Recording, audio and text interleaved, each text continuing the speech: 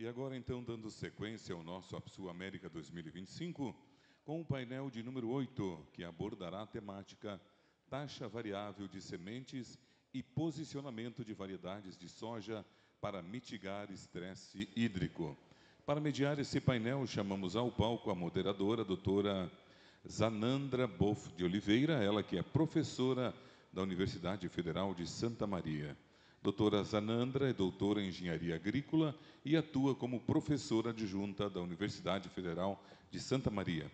Ela lidera grupos de pesquisas importantes em bioclimatologia e ambiência, coordenando projetos nas áreas de agrometeorologia e manejo de irrigação. Doutora Zanandra, a palavra é sua. Obrigada. Boa tarde a todos. Inicio agradecendo a comissão organizadora, em nome do professor Lúcio, do professor Telmo, da Teodora, pelo convite. É uma honra representar o FSM nesse painel, que abordará práticas de manejo para mitigar os impactos da deficiência hídrica na cultura da soja. Uma temática de fundamental importância, porque a deficiência hídrica é a principal responsável pelas oscilações de produtividade da soja ao longo dos anos e também pelas perdas de produtividade que a gente tem enfrentado, principalmente aí nos últimos 5 anos. Ao longo do evento, já foram destacadas algumas práticas fundamentais. Podemos destacar aí, fazendo uma retomada do que já foi dito nesse evento brilhante, sobre estratégias para aumentar o armazenamento de água no solo, aumentar a profundidade do sistema radicular, práticas conservacionistas que auxiliam o aproveitamento da água da chuva, que é um insumo fundamental e gratuito, e a utilização da irrigação suplementar como uma ferramenta para mitigar esses impactos. Nesse painel, será abordado aqui o uso de taxa variável de sementes e o posicionamento correto de cultivares, o mais assertivo possível, para maximizar a produtividade da soja, que é a principal cultura de primavera-verão do estado do Rio Grande do Sul. Para tanto, eu convido os painelistas a ocuparem os seus espaços aqui.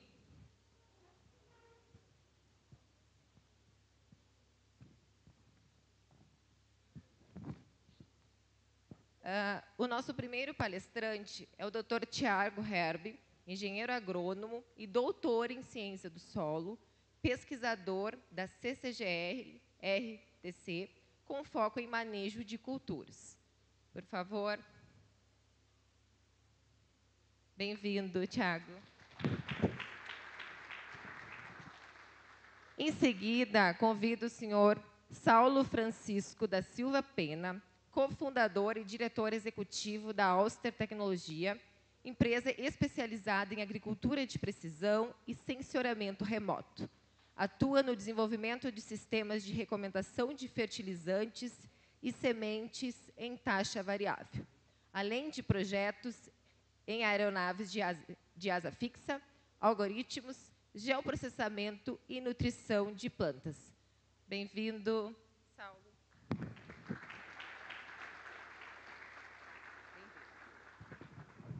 De imediato, passo a palavra para o Tiago. Obrigado. Boa tarde, pessoal. Satisfação enorme estar aqui nesse evento. Agradecer o convite da comissão organizadora. Estive aqui no primeiro evento como estudante. Estar retomando aqui como um painelista é uma satisfação enorme. Representando aqui também o sistema cooperativo. Mostrar o trabalho que a gente vem desenvolvendo nessa temática e trazer um assunto sobre mitigação de riscos através de época de semeadura e cultivares. Sem delongas, para começar, isso aqui é nessa safra do Rio Grande do Sul, um talhão agrícola, e aí um simples talhão, né, em que nós temos 2 cultivares. E aí resume, né, o poder de uma decisão quando a gente faz uma escolha de cultivar.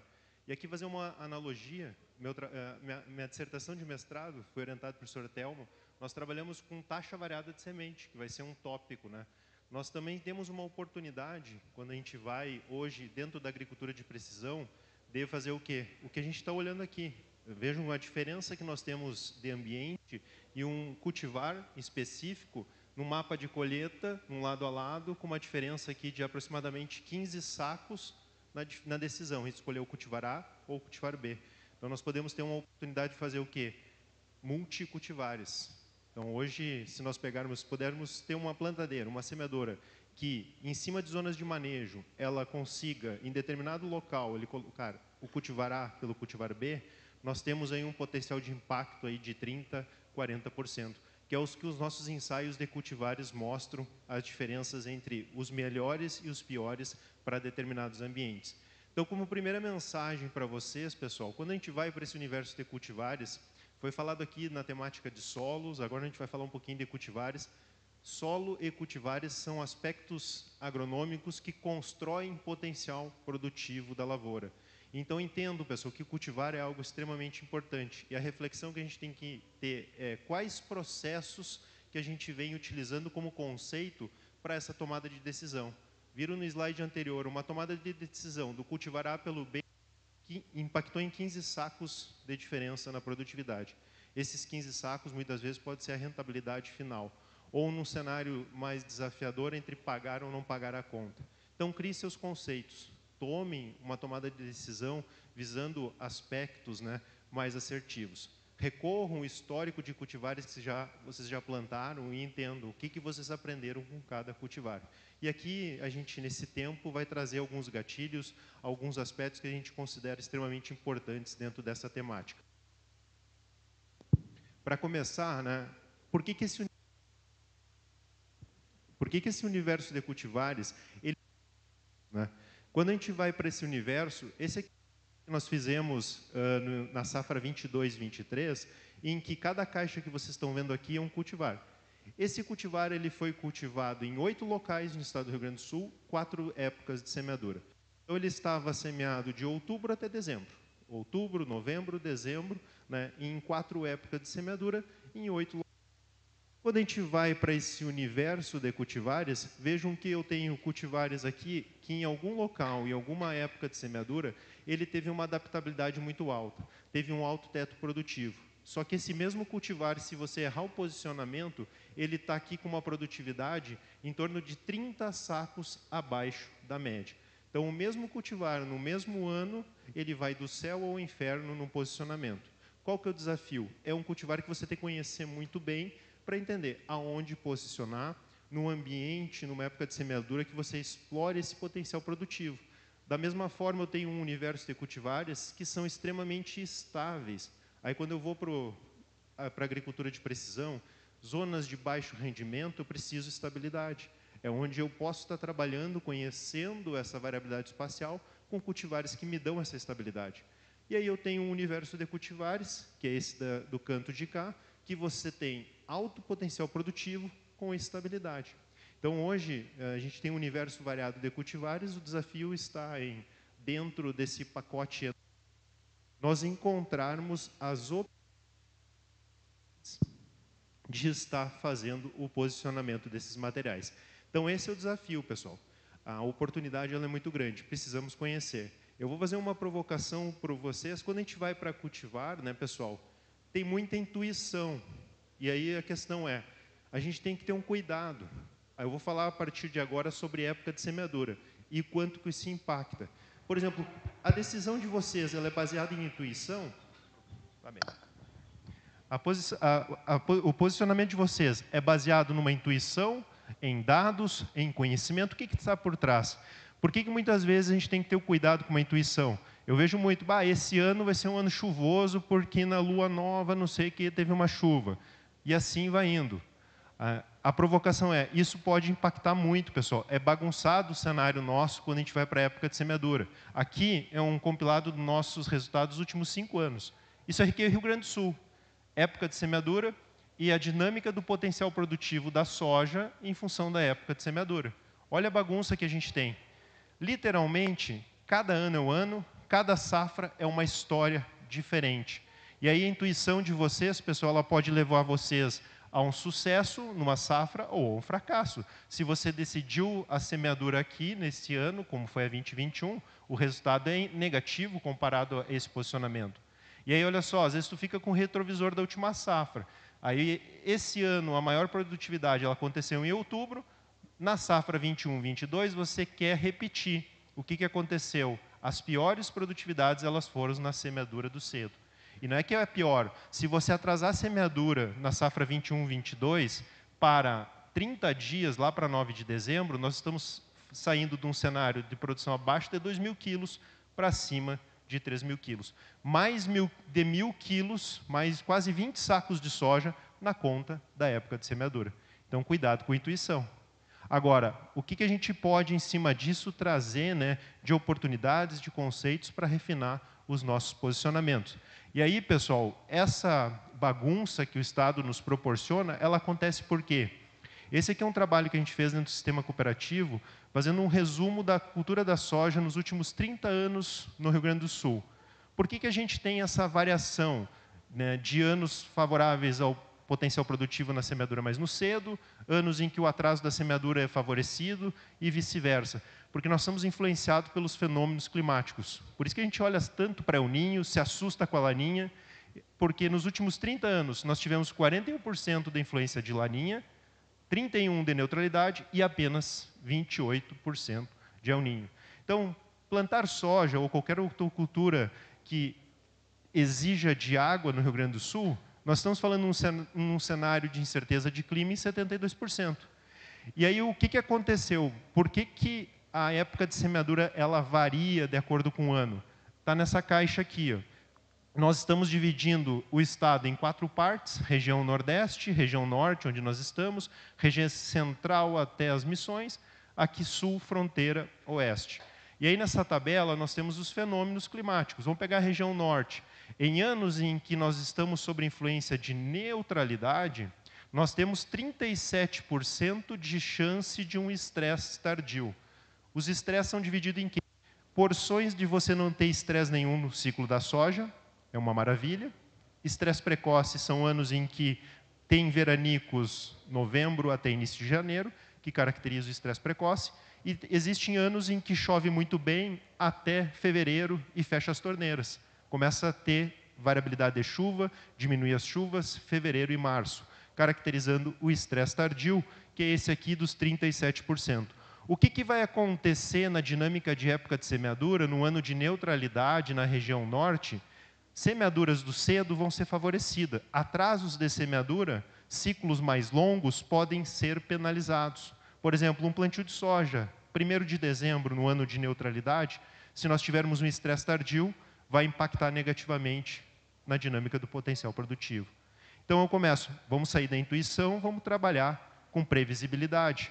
E aqui é um ponto, prognósticos climáticos nos ajudam e muito nesse posicionamento. Anos de El Ninho, a dinâmica ela muda, e vejam que para cada porção do estado a gente tem, isso reflete nessa pizza que vocês estão olhando.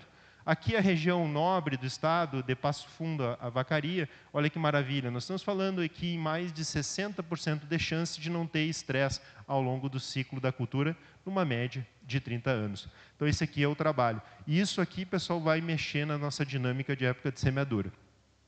Em cima disso, tá, a provocação é, nós nos provocamos, nos sentimos desafiados, e esse é um resultado que desafia, tá? Aqui, basicamente, o experimento está contornando o estresse precoce e o estresse tardio. O que vocês estão olhando aqui é um resultado de um experimento de sequeiro conduzido em Cruz Alta, com 15 cultivares semeadas em 4 épocas de semeadura.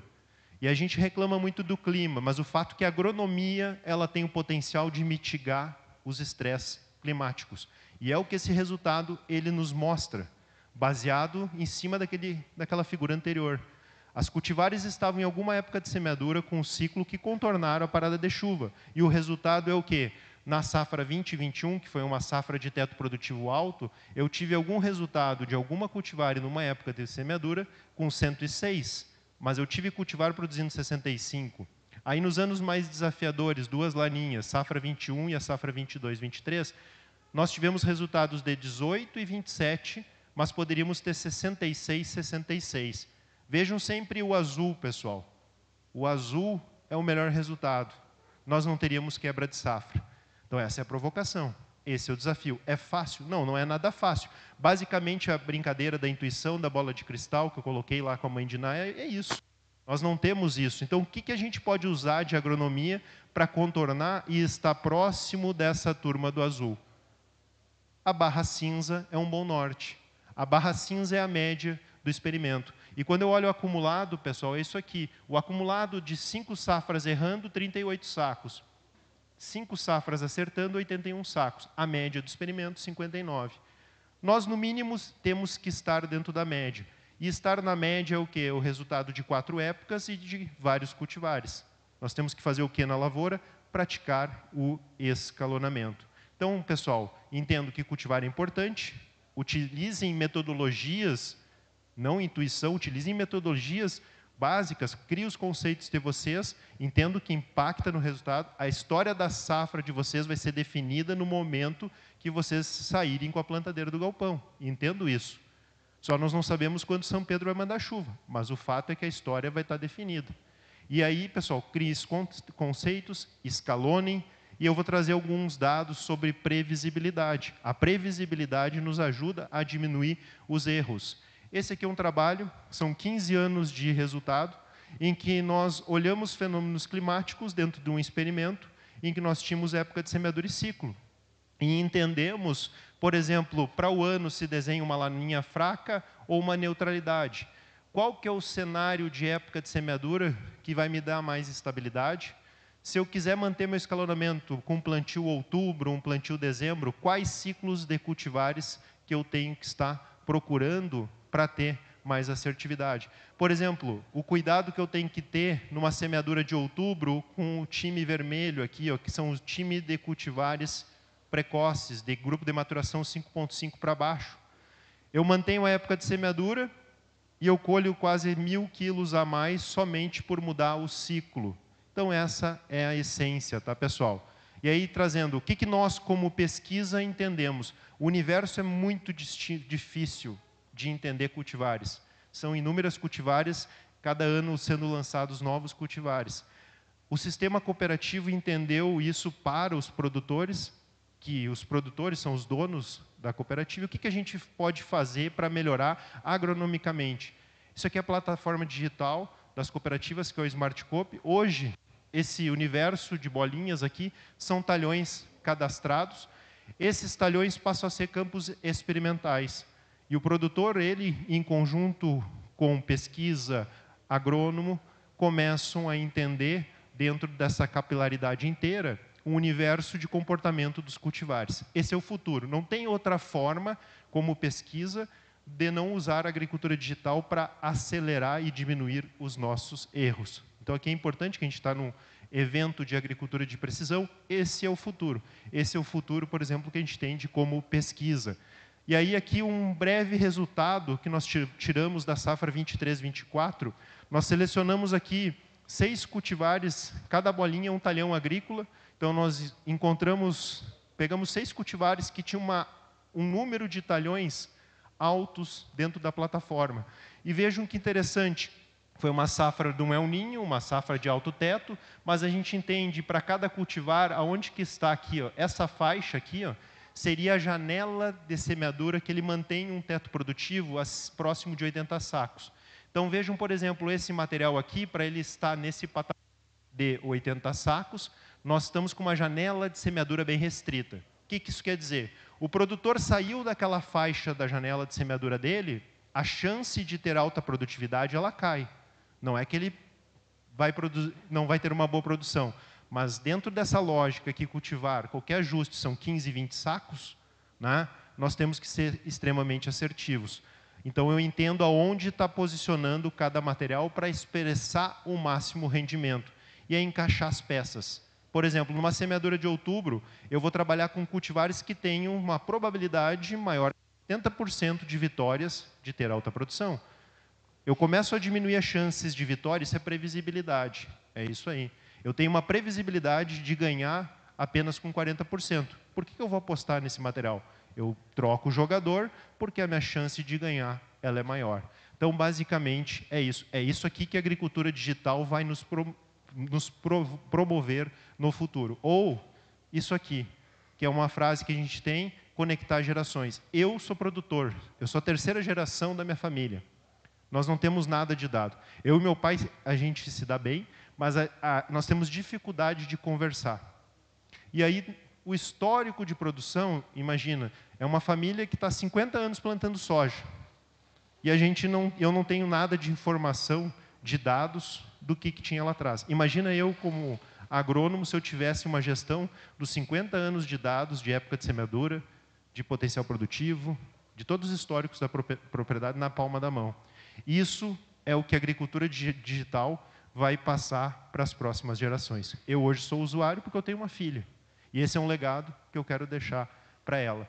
E esse aí é o potencial que a agricultura digital tem de transformação, pessoal. É um legado de gerações para gerações, porque o dado ele está ali. E em cima desse dado, a gente tem previsibilidade. E essa previsibilidade que nos dá mais rendimento, que nos dá mais segurança e tomada de decisões mais assertivas. Da minha parte, era isso. Muito obrigado pela atenção de todos. Obrigado, pessoal. Obrigada, Tiago, pelas excelentes explicações e dados apresentados. De imediato, já passamos a palavra ao Saulo.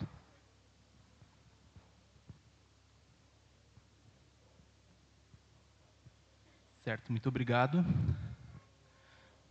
Bom, pessoal, então é muito prazer estar mais uma vez aqui no APSul.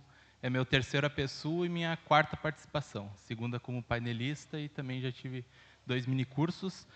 Eu agradeço o convite, certo? Principalmente o professor Telmo e a Teodora, mas não apenas agradeço o convite, como parabenizo toda a comissão organizadora por mais um excelente APSul. A gente termina o APSul já pensando, poxa, daqui a 2 anos tem de novo, a gente já fica ansioso por mais um APSul. Enfim, eu vim conversar um pouco com vocês sobre taxa variável de sementes, tá? E a gente já vi falando aqui nos painéis, já teve minicurso, muita coisa sendo falada sobre taxa variável de sementes.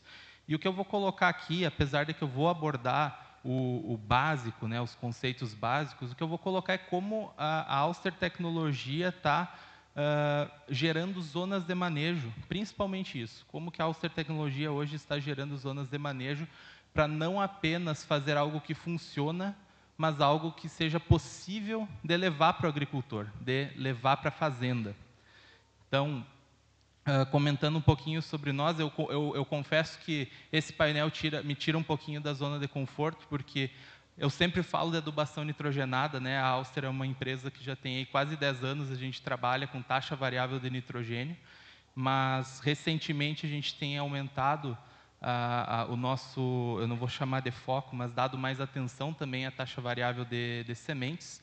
Então eu vou falar, vamos dizer assim, eu vou falar sobre o que a gente menos faz na Auster Tecnologia, que é a taxa variável de sementes, né? Mas eu acredito que a nossa abordagem, a nossa maneira de fazer essa taxa variável, de levar isso até o agricultor, possa inclusive ajudar outras pessoas a desenvolver, então, novas soluções e novas abordagens.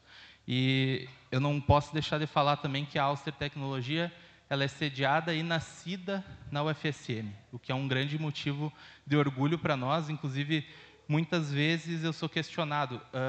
Eu, por exemplo, praticamente os nossos 90% dos nossos clientes estão no Cerrado, eles não estão no Rio Grande do Sul.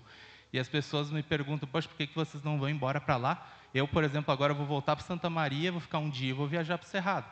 A gente não vai embora porque a gente precisa estar perto da UFSM, que é onde a gente encontra, para essa parte de geoprocessamento de agricultura de precisão, a mão de obra mais qualificada possível. Se eu for embora, eu vou ter que ficar vindo buscar gente da UFSM para ir junto. Então, para nós é mais fácil ficar aqui pertinho, certo? Sem querer chover muito no molhado, pessoal, não há dúvidas de que a taxa variável de sementes é uma coisa importante, certo? Talvez a gente não veja muito rodando a campo, mas não porque não é importante, mas porque a gente tem muita pergunta, muita coisa sendo desenvolvida, mas a gente tem poucas conclusões, né? Então, tanto que se a gente for ver a amostra científica, tem muitos trabalhos falando de taxa variável de sementes. A própria UFSM já vem há um bom tempo publicando trabalhos, pesquisas, né? Então, significa que é uma demanda real e que faz sentido, certo? Inclusive, eu trouxe essa imagem aqui, que todo mundo que já pesquisou sobre taxa variável de sementes já deve ter visto, né? Que são aquelas curvas genéricas de como cada tipo de planta vai responder à taxa variável de sementes, né? Então, ali, o milho, que é o cara diferente, e aí que responde diretamente proporcional à fertilidade do solo, e daí nós temos ali, por exemplo, a soja, a canola e o trigo. Não está junto ali, mas eu colocaria nesse grupo o feijão também, que é uma cultura que a Auster trabalha bastante. Inclusive, isso é curioso, que depois do milho, a cultura que nós mais trabalhamos é o feijão. Então, eu coloco junto nesse balaio aí da soja, certo? E aqui, uma coisa que eu gosto de fazer para mostrar para o agricultor, e na verdade o agricultor já sabe a importância da taxa variável de sementes, mas eu gosto de, ao invés de dizer para ele porque é importante, fazer ele perceber. Como? Vamos supor lá no Cerrado, né, que nós temos muito cascalho. Eu mostro para ele e digo assim, poxa, tu tem talhão que tem muita argila e alta fertilidade, tu tem talhão que é cascalho. O cascalho, pessoal, é praticamente uma semi-hidroponia. O substrato é um negócio absurdo, as plantas têm que se desenvolver numa situação bastante adversa. Eu pergunto, para milho, aonde que tu coloca a maior população? Coloco no solo bom, no cascalho eu faço uma população menor. Beleza, e soja e feijão? Aí é o contrário. Eu percebo que no cascalho eu posso colocar mais plantas. Ou seja, o agricultor já se convenceu da necessidade da taxa variável de sementes. Por quê? Porque isso aqui não existe. Eu peguei 2 pivôs aqui, mostrei, não existe isso aqui. O que existe na vida real é isso aqui. Isso é uma lavoura real. E realmente é uma lavoura. Esse aqui é um pivô lá em Goiás que eu gosto muito, porque ele vai do céu ao inferno em menos de 100 metros. O que eu estou dizendo? Eu tenho aqui áreas de altíssima fertilidade, praticamente vizinhando com manchas severas de cascalho. E isso é super comum, certo? Então, quando o agricultor já está convencido de que ele tem que colocar mais ou menos planta no cascalho, uma taxa diferente na área de terra, como eles dizem, a taxa variável já está justificada. O grande desafio, na minha opinião, é chegar nesse desenho aqui. Na verdade, tem outros desafios também, mas o desafio que a gente encarou com mais seriedade é chegar nisso aqui, sem muito esforço, tá? Porque se esforçando, a gente pode chegar a qualquer coisa. Eu consigo gerar zonas de manejo, eu poderia ficar 6 meses em cima de dado e trabalhando, e pega mapa de colheita, e pega isso, pega aquilo, eu chego em zonas de manejo. A pergunta é, como que, desde eu receber o contorno do talhão, até eu gerar zonas de manejo, eu consigo fazer em minutos? E aí vem o nosso trabalho, né? Que é fazer o quê? Não necessariamente reinventar a roda, mas ver o que tem de melhor na pesquisa, certo? Ver o que tem de melhor na ciência e achar um jeito de empacotar isso e levar para o campo. Então, só para exemplificar com um desenho aqui, isso aqui é o que a gente não quer, por exemplo, na cultura da soja, né? Um solo de baixíssima fertilidade, basicamente plantas com produtividade individual mais baixa, e aí sobra espaço, certo? Eu vou ficar com o solo mais exposto, o solo vai aquecer. Em contrapartida, quando eu vou para um solo de alta fertilidade, essas plantas crescem mais. Inclusive, isso pode gerar problemas, certo? Pode gerar problemas de excesso de crescimento. O que a gente quer com a taxa variável de sementes é isso aqui. Onde sobra espaço, a gente aperta mais. Onde falta espaço, a gente dá espaço para a planta desenvolver. O milho, eu sei que o painel é focado na soja, mas eu acho interessante trazer o milho, e eu também vou trazer o feijão. O milho é diferente. Baixa fertilidade eu afasto, para que eu tenha espigas mais viáveis, porque num solo de baixa fertilidade, quando eu aproximo muito as plantas, o que eu vou ter? É só ir lá olhar, eu vou ter espigas deformadas com muita frequência. Então, a gente afasta o suficiente para dar espaço, diminuir a competição, para que eu tenha espigas viáveis na área de baixa fertilidade. Na área de alta, é o oposto. Eu vou adensar esse milho, inclusive eu diminuo um pouquinho o tamanho da espiga. Só que vamos supor, eu diminuo o tamanho da espiga em 10%, mas eu aumento o número de espigas em 20%, 25%, então eu vou estar compensando, vale mais a pena. Vocês viram, pessoal, que isso não é uma agricultura de precisão feita para nivelar a lavoura. Pelo contrário, aqui onde eu tenho mais fertilidade, eu vou ter plantas de milho ainda maiores, ou seja, a gente não pode cair naquela ideia de que a agricultura de precisão ela serve sempre para nivelar. Não, é para nivelar. É para gerenciar. É para fazer com que cada pedaço produza o que ele pode produzir. Eu diria até tratar com respeito cada pedacinho de lavoura que a gente tem. Então, sabemos o que se faz em cada potencial produtivo, como que a gente gera as zonas de manejo. Antes que vocês pensem que eu trouxe apenas a visão da imagem de satélite, sabemos, pessoal, mapa de colheita pode ser utilizado, condutividade elétrica, as imagens de satélite, amostras de solo e até mesmo relevo. Nós já vimos trabalhos excelentes lidando com essas diferentes fontes de dados. Ah, isso dá briga, Saulo? Não. Porque, poxa, quem acredita numa coisa não precisa brigar com quem acredita na outra. E não é só uma questão de acreditar. É pegar o dado que tem à disposição e fazer o melhor trabalho possível. E eu falo muito isso em relação às imagens de satélite. Não basta ter imagens de satélite, e elas são de graça. O importante é o que a gente faz com essas imagens. É o processamento, certo? E tanto que a própria questão do mapa de colheita é uma coisa que hoje a gente já não usa. Já usamos fusão de dados para isso aqui, mas hoje nós usamos apenas imagens de satélite, por questão de custo-benefício. E para quê? Para que eu não tenha necessidade de ficar pedindo coisa para o agricultor. Ah, mas me manda o mapa, me manda a amostra de não sei o quê, deixa eu ver o que tu tem dos outros anos. Para nós isso não funciona. Então é melhor que o agricultor mande no máximo o contorno da área e o resto é por nossa conta. Para o agricultor é num passe de mágica, mas toda a trabalheira, toda a inteligência está com o que a gente faz com essas imagens. E não estou dizendo assim, a melhor imagem, pessoal, não adianta contratar, sei lá, a imagem da Planet e tu não souber o que fazer com a imagem de satélite. Então, desde que eu utilize os meus dados de forma inteligente, praticamente qualquer fonte, desde que confiável, pode ser convertida em zonas de manejo. Mas vamos lá, vamos falar de satélite.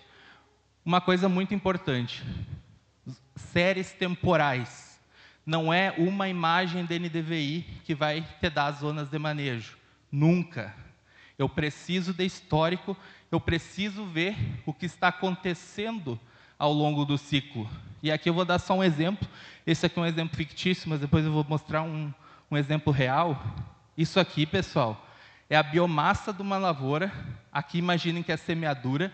As plantas cresceram, chegou no pico de biomassa, depois veio a senescência, colheu, plantou de novo, certo? O que acontece ao longo do ciclo, que todo mundo aqui sabe? Bom, aquelas plantas tendem a ser um pouco maior e o que é mais importante do que o pico de biomassa. Por quê? Porque, por exemplo, quando eu uso um NDVI, tende a saturar. Às vezes, pelo máximo, eu não consigo saber quem que vai produzir mais ou quem está no solo mais fértil. Mas as zonas de baixa fertilidade se entregam antes. Ou seja, se eu chegar assim a pedir, ó, 2 pessoas venham aqui no palco, eu vou dar um saco de 20 quilos de areia, as 2 levantam para o ar, as 2 vão conseguir. Mas aquele que é mais forte vai segurar essa areia por mais tempo. O mais fraco vai se entregar. E o que a gente vê na prática? Que essas zonas de baixa fertilidade, elas encurtam o ciclo. Elas literalmente se entregam antes. E beleza, posso observar isso numa safra. Só que o que a gente faz na prática é isso aqui, certo? A gente vai pegar, por exemplo, 15 safras, 12, depende do que tem à disposição. Quando é no cerrado que tem 3 safras, eu aumento, né, essa amostragem, e vocês conseguem perceber o quê? Um padrão. Não é aquela safra que importa. O que importa é a conjuntura das safras. E todos nós, isso aqui são dados reais, tá? De um pivô. Observem isso aqui. Quase sempre a zona de alta produtividade está tendo um pico de NDVI, nesse caso, mais elevado, certo? E mesmo que seja difícil de perceber, observem que a área de baixa fertilidade se entrega um pouco antes. Mas, se eu olhasse apenas uma safra, eu poderia ter o azar de estar olhando para essa safra aqui, que eles praticamente empataram.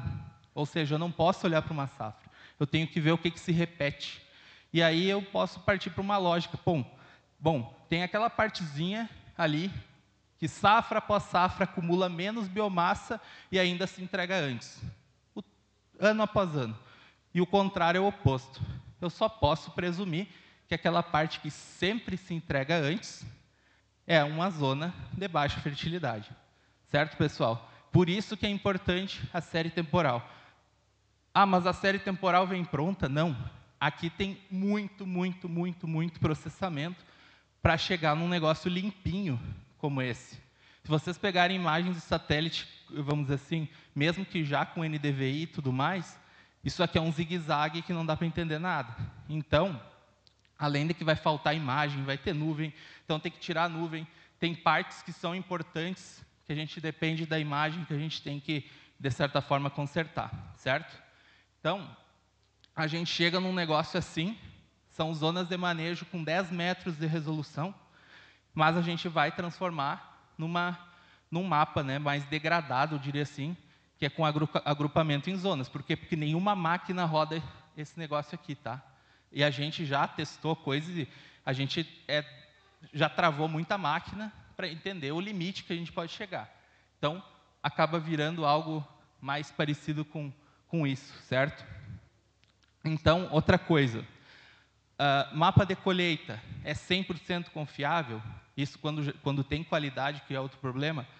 Não, pessoal.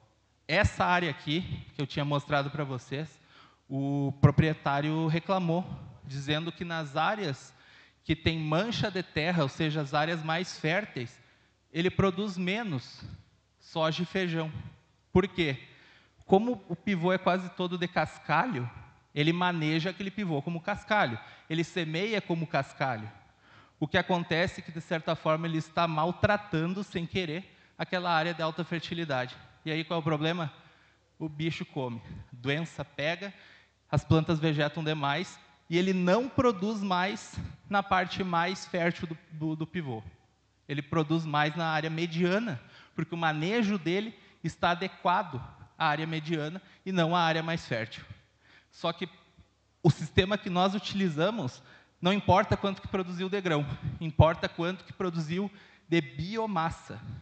Não importa se vai, no caso para o nosso sistema, não importa se vai produzir muito grão, importa que está crescendo planta, essas plantas estão vegetando muito, significa que aquele solo sustenta, que ele tem capacidade de sustentar plantas.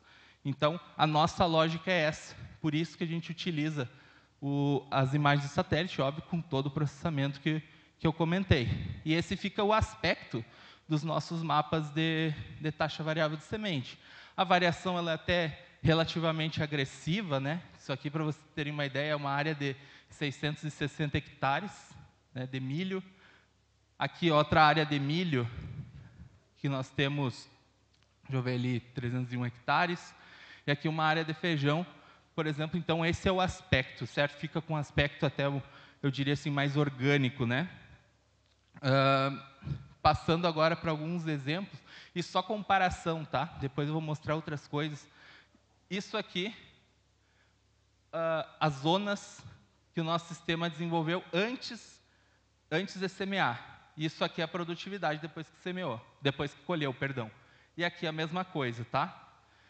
observem que tem bastante semelhança. Saulo, não é igual. Não, não é igual, e depois eu vou mostrar por que não bate exatamente em cima do mapa de colheita, mas vocês podem observar que tem algumas semelhanças.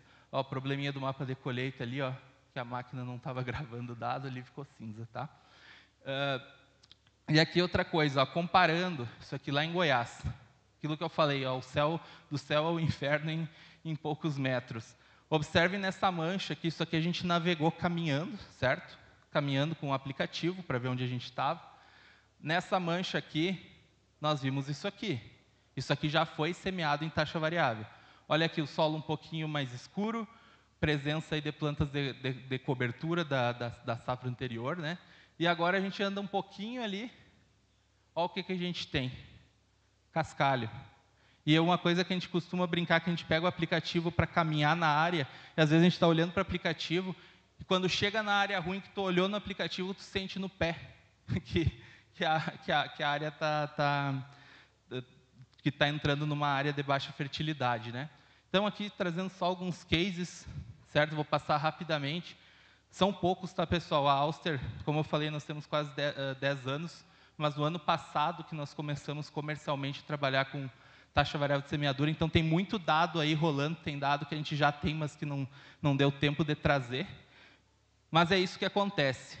Média fertilidade não dá diferença, porque a própria semeadura, a taxa de semeadura, ela tende a ser semelhante, e a gente tende a ganhar nas pontas, como eu digo. Por quê? Porque aqui tá ok. Se isso aqui der muito diferente, porque tem coisa errada, tá? Mas observem aqui, que é no Rio Grande do Sul, deu bastante diferença nas pontas. Aqui na Bahia, observem que na zona de baixa praticamente não deu diferença no milho, mas na zona de alta a gente ganhou por um detalhe ali. Aqui na soja foi o contrário, ganhou por um pouquinho na zona de alta, mas ganhou por uma diferença maior na zona de baixa. Aqui eu vou pular porque o meu tempo já estourou, era mostrando a metodologia de como a gente calcula quem que produziu mais, quem que produziu menos, certo? E vou passar aqui, por fim, para uma área de feijão, tá? Porque feijão a gente não encontra informação sobre taxa variável de semeadura.